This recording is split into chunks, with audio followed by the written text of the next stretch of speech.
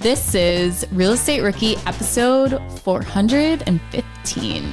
Value add is one of the best ways to buy a property, especially if you're a general contractor and an investor as well. Welcome to the Real Estate Rookie podcast, where 3 times a week we give you the inspiration, motivation, and stories you need to hear to get started in real estate.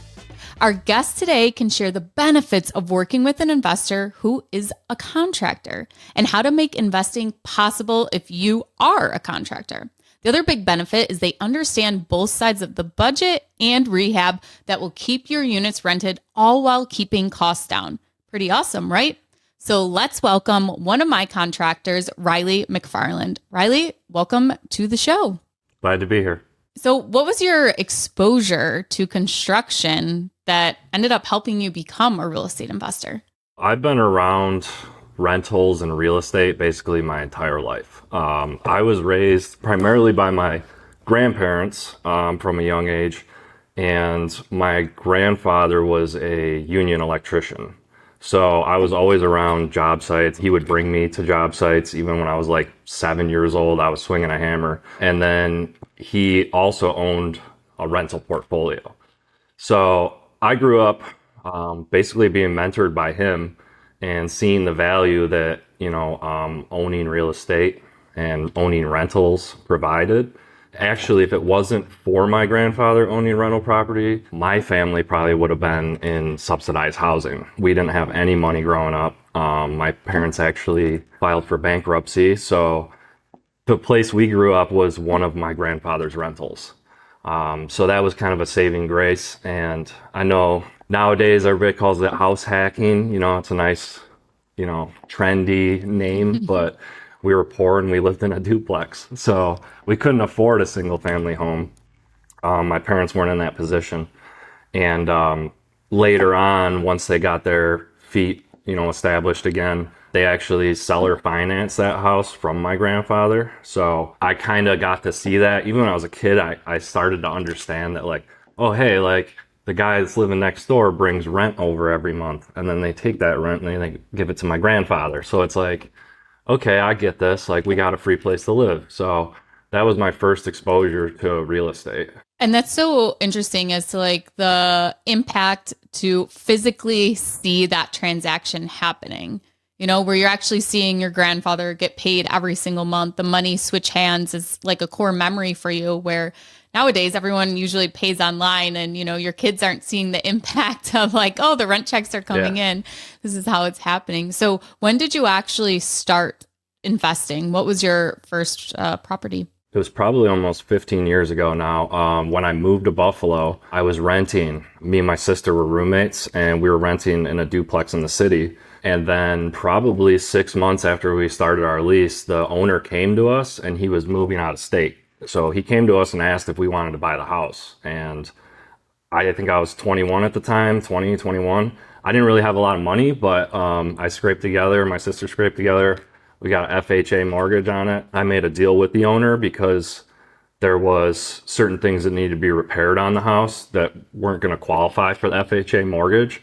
So I made a deal to do the work included for a lesser sale price. So that was my first house. And then that actually ended up being converted into a triplex and into a partnership with me and my sister. So that was my first home purchase. And then since then, in those 15 years, how many properties or how many deals have you done since then? Lots of deals. I did a lot of flips. Early on in my 20s, I was doing a lot of flips. Because Buffalo was a totally different market back then. You used to be able to buy houses for 30, 40 grand, put 20 into them and sell them for 150. So I was doing that at a pretty good pace. I'd do like 3 a year. And I did that for a few years, and then the market kind of got a little more competitive. But currently I own 16 residential units, commercial space. I have a single family home that I'm going to turn into like nurse housing, medium term rentals. That'll be my first exposure with that. And then I just bought a really big house out in the suburbs that I'm flipping. So after a period of like 10 years of not flipping, I'm finally getting back into it because the market has shifted again. So there's your overall portfolio. And did you start contracting right away? Like when you were 21 and got that first house hack, were you a contractor then? Or did kind of the investing and contracting kind of slow roll itself into that? Yeah, so I'm kind of like a unintentional contractor. I just kept getting jobs, and I went back to college in my mid 20s because I thought I wanted to go into the medical industry. And to support college and my bills, I was just doing jobs on the side as a contractor, and I just kept getting referrals and referrals and referrals. And I got linked up with a couple investors who were from Canada, and they were investing heavily in Buffalo at that time. So they just kept supplying me tons and tons of work on their rental portfolio. So I just got more and more experience working on rentals, and I was using that income at the time to, pay my bills and pay for college. And then later I kind of transitioned to funding my own deals. So I just kind of rolled into it, like just worked out. So what would you say the big benefit of being a contractor and investing in real estate is? Like any contractor listening to this show, why should they consider investing too? Well, so I'm turning 34 at the end of the month, and in, let's say, the last 5 years, I've started to notice I'm slowing down a little. I never thought it would happen to me, but contracting puts a toll on your body, and I don't think it's something that is long-term sustainable if you want to live a healthy lifestyle. Honestly, like you gotta really take care of yourself. So if you are a contractor, I think investing in real estate is a better long-term play, because eventually, your body's going to give out on you. You can't keep this game up forever. And because it's the same industry in a way, you can translate all your skills into your portfolio and save yourself a ton of time and energy versus, someone who doesn't have that skill set. Riley, how much are you cash flowing per month on your current portfolio? So my gross is over 15,000 a month, and my net is somewhere like the 8 to 9,000 a month. So it's pretty substantial cash flow. So when you're, a rookie listener, hearing this as to like, okay, that's pretty good. How did you make that happen? And this is also kind of a second income to you compared to your contracting business. What are the benefits of having almost, and I know everybody wants to treat their rental portfolio like a real business. So I'm going to say it, not saying don't treat it like a side hustle, but this is almost like, a second job for you that's probably a little more passive than actually contracting. So tell us a little bit more about that. Yeah, so I've always used the contracting income to fuel my deals. You got to make the money to get the deals, right? So I kind of treat my business as not necessarily contracting and rental separate. I kind of combine them into more of like a development type company structure. So yeah, the cash flow helps me on certain things to cover overhead in my other business as well. Mm-hmm. But yeah, it is a more passive income. I treat my rentals a little differently, whereas like I focus on value add, and then I, either pull the money out on a cash out refi or, restructure the deals with private money where I can then buy more. And I've done this over the past 3 years with my new LLC, and I've been able to scale it really rapidly in that way. Because I do a lot of the work myself, the value add is just pure profit. Versus if I were to work for somebody in a contracting sense, that's income, and then at the end of the year, it's taxed. Whereas if you're adding equity into your property, there is no tax unless you sell it. You can pull out all that equity tax-free because it's a loan, and then you can transfer it to another property. So I think that's the benefit of it, because that's basically my entire business model is the value add portion of it through my actual sweat equity. I just want to break down again what you just said right there, because I think it's very important to understand that this is an option for someone, but you really have to be able to be patient and to have that delayed gratification, because when you're doing that rehab, You're not getting a paycheck like you would from a W-2. Even if you're a contractor, you're not getting maybe your draws from the person as you're going along with the job, and you're having to wait until that refinance to actually get paid. But if that doing the work ends up paying you more than it actually would a W-2 job, you're absolutely right, is you can go and you can get that money back, but then you're paying that money back. So your cash flow is not going to be as much. So even if you don't refinance, or maybe you do and you don't pull all the cash out, your cash flow is going to be higher then, which is going to be more money coming back to you because you don't owe as much money. So I think the nice thing is you have several different options with that. And what I want everyone to do is, like, if this is something you are considering, should I do my own rehab or should I hire it out? Run the numbers.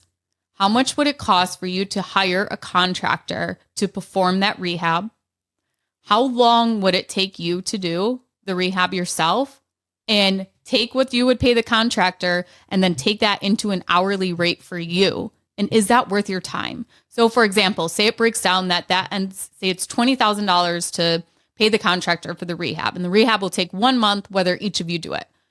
Say for you, that ends up being, however, I'm just making numbers up because I can't do math in my head, but say that ends up being $50 an hour, but you make $100 an hour at your W-2. Okay, in that sense, it probably makes sense for you to go and focus on your W-2 job, make more money that way, and then pay the contractor because you're not having to do the work, and then you're making $50 above that too. So sit down and run the numbers on it, but this is a great option for you if you do have time on weekends or at night, as to adding that sweat equity to the property. And Riley, I'm sure this helps you be able to have an advantage to get deals under contract because you're not having that labor cost. So you can maybe be a little, price a little bit higher, pay a little bit more for a property sometimes. Yeah, that's exactly it. And I always like to say, like, give me the ugliest properties possible because they just have so much more potential for that value add. So when I look at properties, whether it be a multifamily or single family, I look at the ones that people don't necessarily think look good. As long as it's a good, solid house, I'm definitely looking for the ugliest one on the block in a good neighborhood. Because then just the cosmetic stuff is going to value add, and you're going to get all your money back almost immediately. And then, you're paying less for the property up front. There's that margin that you can make. And then you can still get, if you're renting it out, you can get a higher rent because now it looks pretty, right? So that's what I'm actually doing it with a triplex right now. Actually, you walked through that one with the one I got. Oh, yeah, I remember. Yeah. Yeah. It was hideous, and everybody thought it was just a ton of work. But to me, all I see is, gallons of paint and some flooring. That's the cheap stuff. And the price that I got it for versus what it's going to appraise for is large. It's more than the cost of the acquisition cost. So I'm basically getting all my money back once I refinance it. And then I'll have 3 updated units, which I can then justify. Well, these are all nice and updated. I can justify the rents. So now my rents go up. And then if we're doing a DSCR loan or a full doc loan, the bank's going to look at that like, well, yeah, there's the potential right there. We'll loan this money, no problem. So that's what I always look for in properties, is the value add. In a little bit, I want to talk to you about what the actual value adds that you do that really make your properties appraise for what you want them to. But before we get into that, you talked about the cost of labor and the cost of materials. How much of a benefit is it being a contractor, walking a property and knowing off the top of your head as to like, already know what this rehab is going to cost? Can you maybe walk us through what your process is when you're going through a property, trying to determine the rehab and what you're going to pay for it? Yeah, sure. So if I look at a property, the first things I'm looking at are the roof, the foundation, the siding, the windows. So the big ticket items. I will look at the mechanicals. Those things aren't as much of a concern to me because I can do them myself. But like you said, walking through and getting a budget in my head, I do have just the experience of doing it for so many other people and doing it for myself. It's like I already have the numbers in my head, like you said. So I can go in and be like, okay, my guy's going to come in here. It's $2,000 to paint the whole unit. this square footage here, I know what the cost of the flooring is, and I get a massive discount through my supplier. So I can mentally come up with something in my head and be like, okay, I think it's going to be a $30,000 rehab. Whereas someone who doesn't have that experience, they're going to rely on whatever the contractor tells them.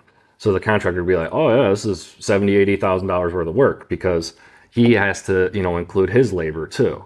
So I have the advantage of going through and seeing properties, and maybe even at the price point that they're selling for, I can make the margins, whereas someone else might not be able to if they're relying on a contractor. Yeah, I have this flip that I should be closing on any day now. And when I didn't walk the property, my partner did, and he never has ever walked a property before, but I was out of town. I'm like, just take as many pictures as you can, take a video. So he goes through, sends it. I right away sent it to Riley, and I was like, do you think we can do this for that much? This is what the ARV will be. This is what I can pay for it. And he's like, well, don't hold me to this, but I think it can work for X amount. But it's like having a contractor in your tool belt. If you aren't a contractor yourself and can't kind of ballpark it, it's good just to get an idea of what things can cost. And that is a huge benefit in making offers, because that is one thing that really holds people back from actually taking action and getting started, is they don't know what things will cost to actually do the rehab. And it is really scary if you go over budget on a rehab. Like Riley did the roof, I think. Did you do the roof and the floor at the A-frame? Yep. Yeah, that property, we actually had other contractors in there that were just going to do the whole thing for us.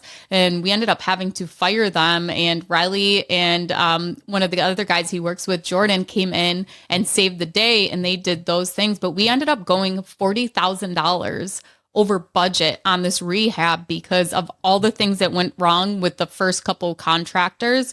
And then also some of my budgets were off for different line items, like the flooring or the roof or things like that, because we were banking on using these other guys that had given us wrong estimates of something that probably wouldn't have been a good job anyways. But if I was starting out as a rookie investor and I didn't have my other investments, that $40,000 over budget would have been detrimental. I mean, think about it, could have bankrupted me in some sense. But building that strong foundation first, and I was just taking on properties that had very cosmetic updates at first, because I really didn't have experience or knowledge of what actually went into a rehab. And when I first started out, and I didn't have a great contractor when I started out either, I was using a handyman that was a maintenance guy for the property management company I worked for. So let's talk about finding a good contractor. So how would somebody go into a city and find you? Oh, that's tough. I'm actually like in a position now that I'm trying not to be found too much, because I have such a good network of people like yourself, investors that I primarily am dedicated to, because I'm only one person. There's only so many hours in the day, and I have so many deals going on that it's very hard to actually like get me to come to a property. If you're a new investor, I'm probably not going to. I'll be like, hey, why don't you get a couple more properties under your belt? I would say you just got to call around and test the waters. Maybe talk to some realtors in the area that have dealt with maybe some of their clients that are higher volume investors. I do a lot of work with realtors, and they do a lot of referrals. So it's kind of all like, a club, if you will. So they know who to call if they actually need something done, right? So what do you think about like going to a meetup, or even just contacting local agents and saying, hey, I'm so-and-so, this is my business. I would love for you to come and see some of my work, things like that, to use me as a referral. Like, what is the best way to kind of add those agents to your network so they do refer you? Yeah, I mean, I personally haven't done that. I'm actually on the other side of that. I have a lot of people reaching out to me constantly, and it's just basically through Instagram. I post my work there. I do have, Google business page and stuff like that. So there is contact information there. I'm not really branching out as much as they're looking for contractors, because we're like becoming, more rare every day. I've turned down this year, so much work because I just cannot handle the volume of incoming. So are you saying if I see a contractor put an ad in the penny saver saying that they're available for work, they're probably not a good contractor since they're actually marketing for work? Yeah, probably not.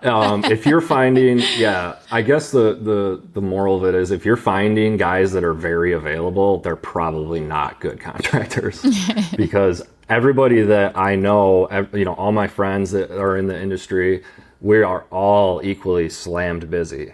Like there is no shortage of work. There's way too much. And just finding good, reliable labor and subcontractors is probably the biggest hurdle that I have. I do have a good network of people, but it's always evolving and always changing. So yeah, let's talk about that part of it. With all these projects going on, how are you managing these? You're working as a GC more at this point where you're using a lot of subs. So there's a lot of project management involved. Some of the software, some of the systems you have in place to actually take care of all that? So actually, I'm kind of a dinosaur when it comes to technology, and because you've actually helped me out on the rental side. So I'm just within the last couple of years, I've kind of transitioned everything to a more digital platform and taken a lot of the overhead off of my investment portfolio. That kind of runs itself now. But running multiple projects at a time is not easy.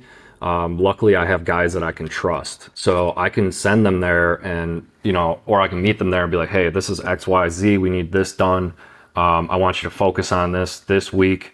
And then they systematically, you have to stack everybody. Like you have the painters come in, then you have the flooring guys, then you have, so you want to systematically stack it that way so that they're not like, stepping on each other's toes and causing friction. I'm always every day texting everybody and asking for updates and making sure that they have what they need. A couple of my guys have bank cards. They can use my accounts directly. They know my suppliers. So I'll be like, hey, go here. I've already ordered the flooring. Just go pick it up, talk to Rick. And then, they are very independent. And that's what they are, is 1099s. They're independent contractors. And I just give them the tools and the work to just go and do what they need to do. I work with different levels of jobs too, which means like certain rental properties, the quality in certain neighborhoods doesn't have to be, the same as like a $60,000 bathroom renovation in the suburbs. This just needs to be done properly. It needs to look good, and it needs to fit the market. So I can stack different guys in different neighborhoods, and knowing what their skill set is and the quality that they can provide is very helpful. And as an investor too, knowing what price point you should be at. If you're going to be doing a unit in a C-class neighborhood for an investor who wants to maximize their cash flow, you're not going to put granite countertops in. You're not going to go and get expensive cabinets. You're probably going to get the stock cabinets at Lowe's. So having a contractor that understands that and doesn't blow through your budget because they think this would look nicer on the project is definitely an advantage. So you did mention getting text. How do you track and how do you schedule, like keeping track of all of that? Yeah, so I just use my Google Calendar, and then I have a task planner. It's a journal that I do every morning while I'm having my coffee. I'll write out all the tasks that I need to do for the day, and then I'll write out tasks per guy that I have. So then I'll update them, be like, hey, we need to get XYZ done by Wednesday, because then the flooring guy is coming on Thursday. A lot of it is kind of a controlled chaos, to be honest. I do have a little bit of ADD, so I forget things, but just the constant communication is a big part of making sure that these projects move forward. Like for my rentals too, I have the rent ready. That's been a big help. That tasks all the maintenance and everything. So I don't even see any of that stuff. My maintenance guy just goes and handles it. That's a nice feeling, isn't it? Yeah. He gets the emails directly and he'll just go and take care of it. And like I said, he has a bank card, so he'll just go and, get whatever he needs. He'll go and do the job. He'll cross it out on the rent ready, and then he'll give me the receipts. And it's I don't even have to worry about it, So I know a lot of landlords and investors are like, I don't want to fix toilets. I don't want to, do this. It's like, well, I don't anymore. I used to, but now I got a guy for that. because I'm at that scalability now that I can pay that guy to do that. Because you're paying him less than you would make being a GC on a project, and your time is more valuable spent doing the projects right now. Yeah, correct. So you just talked about, first of all, having Rent Ready, which if you are a Bigger Pockets a pro member, you do get access to Rent Ready. So make sure you go to biggerpockets.com to check that out. But besides just the software, the tech stack, what are some affordable value adds that increase the rental desire but are really affordable and cheap to do? So the ones that I always focus on, obviously a fresh coat of paint is the first thing I do in any unit. I always do, I have like 5 colors that I am just like religious to, and I paint all my units the same. I'll paint every room the same color too, so it's easier to match. And then I do LVP flooring pretty much in every unit. Some units have carpeting that's just based on where they are and what they're renting for.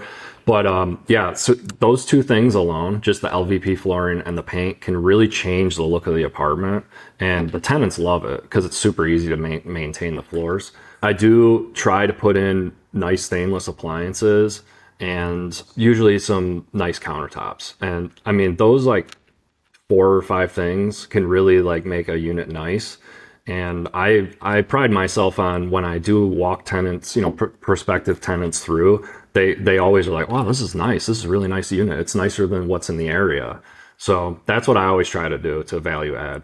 For the countertops, are you doing like the laminate that like look like it's granite or quartz, or what actual type of countertops are you putting in? Yeah, that depends on the unit itself, but I do actually like, I actually do like the laminate. There is a newer version. I call it not your grandparents' laminate. It's a Wilson R HD product it has depth to it. It looks nice. You can do undermount sinks with it. And it's very cost effective. And I mean, you could do that. You could have it prefabbed. You can have it replaced and you're tiling the next day. So in terms of turnaround time, it's really quick too. And it looks good. Interesting. Maybe we'll have to use that on my new flip. I haven't looked at that yet, I don't think. So. Yeah, I have it in my own house. So it's nice. So we talked about flooring and using LVP. We talked about paint. We talked about countertops, and also being consistent with what your materials are. Even though it may get boring, especially on your rentals, as to keeping consistent with those things, it makes it so much easier every time you do a turnover. You know what the color is going to be. You know what flooring it is if you need to replace something. There was this tip from this girl, Lauren, on Instagram. She's Wealth to Rentals, or whatever the opposite of me. Rentals to Wealth. Our names are very similar. I think it's Rentals to Wealth. Yeah. And so she had given this tip before on her Instagram of taking a light cover in that room, and on the back of the light cover, you actually write what the wall paint is. So we do that a lot of times in our rentals too. If, it's not, now we pretty much use the standard norm, but writing it on the back of the light cover and then putting it on. So if you ever need to do a touch up, you can just pull the light cover off and see what the actual paint color was. Yeah, like I said, I paint pretty much, I have like 5 colors total. And I paint pretty much everything the same color. Yeah. So even if it's not that unit, but it's the other unit and it's the same color, I might even just have leftover paint and I can send them, be like, hey, it's, in the storage room at, 15 Main, just go and, touch up the wall. So it makes it easy. So I want to go into kind of some rapid fire questions here without taking too much of your time. But what makes a successful contractor, in your opinion? I would say just having the communication of expectations. So anytime I'm working for somebody new, I want to make sure that I manage the expectations of what they think the final result is going to be.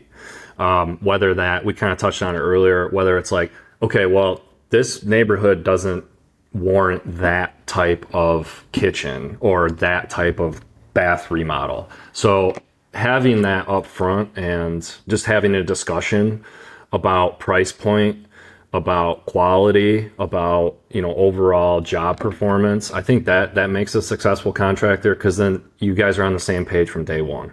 So the communication's a big one. And then just, taking pride of the work that you do. You don't want to slap something together and just be like, oh, it's good enough. No, you want to make sure that, you put your stamp on something that you're proud of. The next thing is, what are some questions you could ask a contractor when you're vetting them for a job? Personally, I would ask them if they own any investment properties themselves, especially if this is what you're doing, you're contracting them for an investment property. Be like, well, do you own any, or do you work with other investors? Are you working with them currently? Because then you can kind of get an idea of like, is he here to like help me get my margins on this, or is he just trying to, get as much money as he can? Because there's guys like that too. It's like, hey, I'm going to charge you X, Y, and Z and, maximize my profit. That's not how I operate. So yeah, I actually have a friend who's the opposite of you. Like, you want to work more with investors, and he only wants to do high-end properties, remodels. So he'll only work with high-end clients, and then he'll do only his own rental properties. Yeah. But what are some of the things that contractors skimp on that everyone should watch out for? I would say all the prep stuff. So anything that's in like the rough stage, like electrical, plumbing, insulation, shimmying out the walls, making sure things are level and straight. That's the area where you might get some skimping, because you could cover a lot of stuff with drywall and then just be done with it. So you got to be careful. You can almost tell if you're going into a job at that point, and you can see like, hey, this doesn't look right. And if they're, oh, no, you'll never see it, that's a red flag. Okay. And the next question is, how much do you think you're saving by doing the work yourself? So like, maybe if you can think of, one of your rentals, and maybe the triplex that you're doing right now, as to how much money do you think you would have had to pay out if you weren't using yourself and your subs to actually do the work? That's a good question. The triplex deal that I just did wouldn't work on paper for somebody else. It only works because I'm doing the work myself. Yep. For example, I could tell you that I'm doing all the electrical in the building, which was a complete rewire. I needed to put on all new panels, service, meter sockets. I had to upgrade the service with the utility supplier. I'm doing that all myself. It's probably $2,500 in material, whereas if you paid an electrician, that's $25,000. Like it's a substantial savings. Okay. So are there any last tips you have for a contractor that's considering investing? Yeah, I would say get into it as soon as you possibly can. Based on experience and the things that I've learned through my accountants and my lawyers, you're really shooting yourself in the foot. If you're a contractor and you're not also investing, you're overpaying for your tax burden. You're not taking advantage of depreciation, the appreciation, the passive income. You're just working yourself to the bone. And if you start investing now, it's going to pay later in your 40s and 50s when your knees hurt and your back hurts and you can't perform at the level that you are in your 20s and 30s. So it's a long-term thing, and you got to have the foresight to do it. But I recommend it. It's what I'm doing, and that's what I'm banking on. So part of my business model is actually taking a percentage of all my contracting income and setting that aside. So I then have a stack of capital that I can invest into my own properties. And by doing that, I'm building wealth on the side and letting that wealth grow. So I'm actually taking the money that I earned and then putting it to work. I operate kind of as like a development company, is what my accountant has told me. And that's how development companies are able to scale and build projects and claim depreciation and, increase their portfolio rapidly. So that's what I'm operating as, and it's been working very well. And kind of to tie this all together, what about the future? So what is your plan for retirement? What is your strategy in that sense?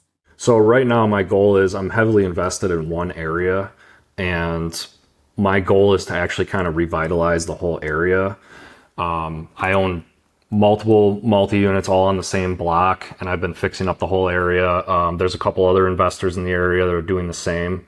So if we can kind of revitalize that area and I can keep picking up more rentals, eventually I would like to sell all of them as a package deal, turnkey to another investor. My goal with that would be to set it up so that I could 1031 it into a big project, like a 100-unit, something like that, or some commercial buildings.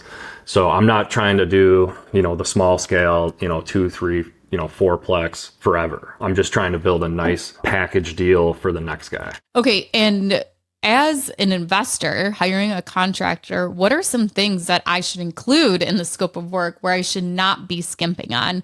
So we talked about ways that a contractor could skimp on the job, but what are ways that an investor could skimp on a job and where they shouldn't? You got to think of your investment as a long-term thing. So I would personally recommend you don't skip on anything that is like mechanicals. So if you're going to replace a furnace, hot water tank, electrical panels, don't skimp and go and get the cheapest thing you can get and throw it in there. You're going to want to buy the higher quality stuff that's going to last longer, because you don't want, to put something in and in 5 years you're replacing a hot water tank again. That's going to eat away at your profits over time. So spend a little more money up front and buy higher quality brands. Make sure that everything is done properly, and it'll just save you headaches. You don't want to come in and, be fixing furnaces and pipe leaks and hunting down electrical problems. Like, all that stuff becomes expensive in the long term. So don't skimp there. Well, Riley, thank you so much for joining us today on Real Estate Rookie. If you want to learn more about Riley, we'll include his information in the show notes. If you're watching on YouTube, you can find it in the description. Thank you guys for listening, and thank you for taking the time to check out our show sponsors. If you haven't already, make sure you join us in the Real Estate Rookie Facebook group. And if you want to connect with Riley, you can find him on biggerpockets.com, or you can connect with me on there also. So again, Riley, thank you so much for taking the time to join us today, and we'll let you get back to work. I'm Ashley, and this has been Real Estate Rookie. We'll see you guys next time.